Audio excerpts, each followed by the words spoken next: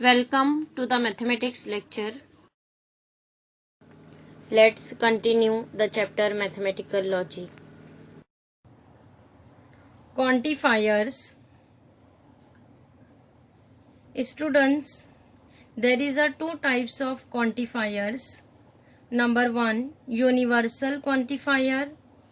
Second one, existential quantifier.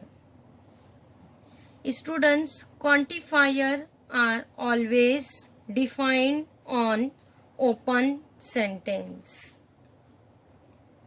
See here, notation for universal quantifier. This is the notation for universal quantifier, and we will read this notation as for all. And universal quantifier means it is true for all values of the set. For example, for all x belongs to real number such that x square greater than and equal to 0. Students, here x belong in real number means x is a real number, and for every real number x square is greater than and equal to 0 means square of every real number is positive. It is true, square of every real number is positive means this condition is true for whole set real number. So here we will define quantifier as for all. For all means given condition is true for every value of the set. Getting universal quantifier means it is true for every value of the set. Then we can say that its truth value is true if it is true for every value of the set. If it is false, at least one value, then we can say that its truth value is false. Its truth value is t whenever it is true for every value of the defined set. Getting universal quantifier. Now next, existential quantifier. This is the notation for existential quantifier. This notation we will read as there exist. For existential quantifier, we will use notation there exist. It is true for some value or at least one value of the set. Existential quantifier means it is true for some value or at least one value of the set. For example, there exists x belongs to natural number such that x plus 9 is equal to 11. See here, what is the value of x? X is equal to 2. Means here given condition is true for x is equal to 2. Whenever we will put here 2, 2 plus 9 is equal to 11. See students, 2 belongs to in natural number. Yes, 2 belong in natural number such that x plus 9 is equal to 11. Means this condition is true for x is equal to 2. Means only one value of the defined set. Here we will use notation there exist.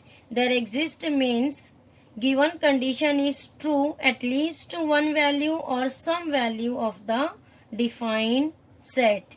Then we can say that its truth value is true, t. If it is true for at least one or some value of the set, then its truth value is t. Getting what is the difference between universal quantifier and existential quantifier.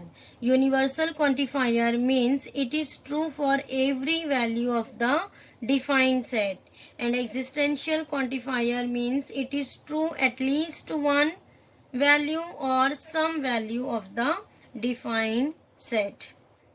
We will use notation this notation for universal quantifier for all and existential quantifier is there exist. Now next, quantified statements. Students, whenever in a statement there is an open sentence and quantifier is called as quantified statement. An open sentence with a quantifier becomes a statement. It is called as quantified statement. See here in first example, for all x belongs to real numbers such that x square greater than or equals to 0. Here there is a quantifier for all and one open sentence x square greater than or equal to 0. So this whole statement is called as quantified statement. See in another example, there exists x belongs to natural number such that x plus 9 is equal to 11. Again there is a quantifier there exists and one open sentence x plus 9 is equal to 11. Again this whole statement is called as quantified statement. Getting what is a quantified statement?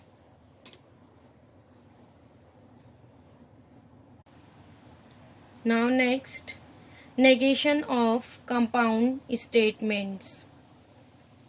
Students, we have already seen compound statement.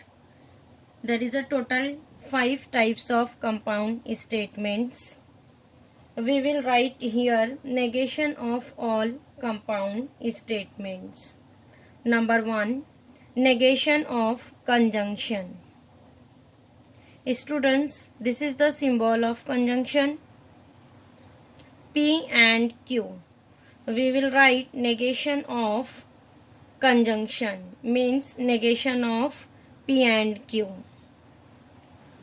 Here we will apply negation on both the statements. Write negation P, negation Q. And next, negation of and we will write here or.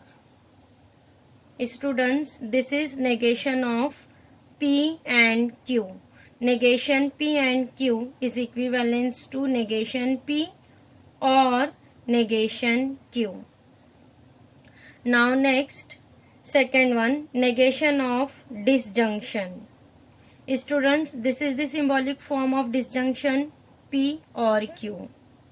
We will write negation of P or Q. Again here we will write negation on both the statement, negation P, negation Q. Negation of or is equivalent to and. Then negation of P or Q is equivalent to negation P and negation Q. Next, third one, negation of negation. This is the symbolic form negation P. Again apply here negation. Negation of negation P. Then here students negation will be cancelled. Only remaining is P. Means negation of negation P is equivalent to P. Students, this all equivalence relations are true by the truth table. Whenever we will prepare the truth table, then these statements are true. Next, fourth one, negation of implication or conditional. The negation of P implies Q. Here, students, we will write negation of P implies Q as P and negation apply on second statement, negation Q. This is different, student. Negation of P implies Q is equivalent to P and negation Q. Now next, negation of double implication or biconditional means negation of P double implication Q. Students, in double implication, We will write first bracket is negation of implication. What is negation of implication? P and negation Q. Then here write P and negation Q. And in second bracket, students, see here in first bracket negation sign on Q. Then in second bracket negation sign apply on P. So we will write this as Q and negation P. And in between both the bracket write down connective OR. This is the negation of double implication. Negation of P double implication Q is equivalent to P and negation Q or Q and negation P. Getting. Now next, negation of quantifiers. Students, we have already seen there is a two types of quantifiers, universal and existential. Negation of for all is there exist. Negation of there exist is for all. This is for symbolic form. And whenever here in word is given that, then we will write negation of all for all or all is some. And negation of some means all for all. And negation of statement write down. Getting students, negation of compound statements, negation of conjunction. Negation of P and Q is equivalent to negation P or negation Q.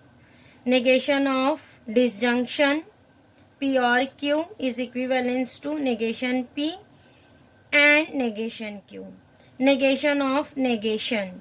So here students, negation get cancelled.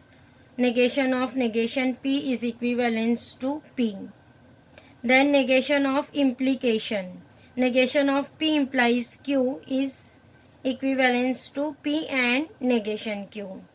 And in double implication, here first bracket write down negation of implication P and negation Q, or in second bracket apply negation on P, Q and negation P.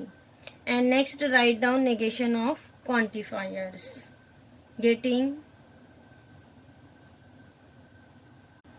Now next, converse, inverse and contrapositive of implication statement. Students, converse, inverse and contrapositive always write for implication statement. And we have already know what is the symbolic form of implication statement. This is the symbolic form of implication statement. P implies Q. Then here we will write converse of P implies Q, inverse of P implies Q and contrapositive of P implies Q. See here how to write converse. Students, in converse we will write second statement as first and first as second. Means converse is Q implies P. Here converse of P implies Q is Q implies P. Now next, inverse of P implies Q. Students, in inverse we will apply negation here on both the side. Negation P implies negation Q. Means in implication we will apply negation on both the side. Getting inverse. Now next, contrapositive. Students, for contrapositive we will apply negation in converse. What is converse? Q implies P. Here apply negation on both the side. Negation Q implies negation P. Getting converse of P implies Q is Q implies P. Inverse means here apply negation on both the side. Negation P implies negation Q. And contrapositive means here apply negation on both the side. Negation Q implies negation P. Students, this is the symbolic form. And we will write in words also. See here we have written one example. If a function is differentiable, then it is continuous. Here we will assume P as first statement. A function is differentiable. What is Q? A function is continuous. What is symbolic form? P implies Q. Because here there is connective if then. Means its a symbolic form is P implies Q. Again we will write here converse. What is converse? Q implies P. How we will write in word?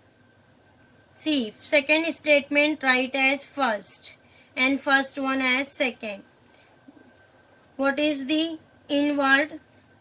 A function, if a function is continuous, then it is differentiable. If a function is continuous, then it is differentiable. Getting converse? Now next inverse. For inverse here we will apply only not. What is inverse? If a function is not differentiable, then it is not continuous. Here apply not on both the side. If a function is not differentiable, then it is not continuous. Now next contrapositive. Contrapositive means negation Q implies negation P. Means here second statement write as first. What is in word? If a function is not continuous, then it is not differentiable. Getting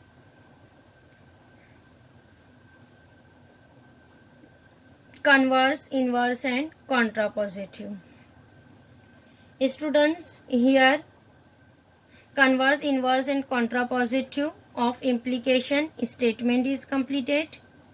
Now in next lecture we will solve exercise 1.3 which is based on today's lecture, means which is based on quantifiers, negation of compound statements and converse, inverse and contrapositive of implication statement.